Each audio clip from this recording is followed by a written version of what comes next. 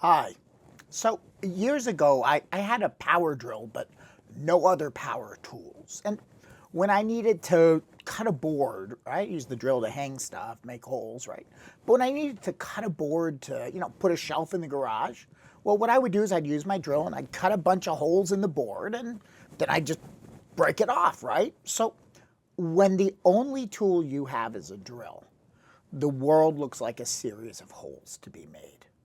So what does that have to do with commercial real estate? Well, everything, because we're commercial real estate brokers. And that gives us an inherent bias. Think about it. A client comes to you, they say they want to sell, they're tired of managing their property. What's our answer? Let's do a 1031. Let's get you into a different asset type that's easier to own.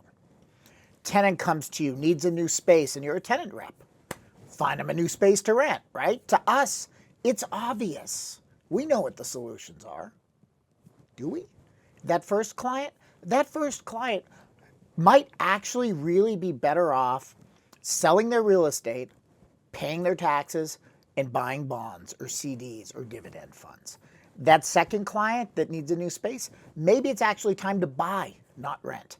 Maybe instead of going to a bigger space, they should go virtual and move to flexible space or create a network of spaces to serve their workforce, right?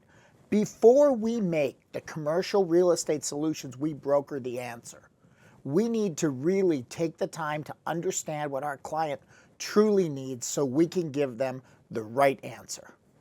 Or in other words, sometimes if you need to cut a board, the saw's the right tool. And of course, if you aren't sure how to really identify what a client wants, reach out.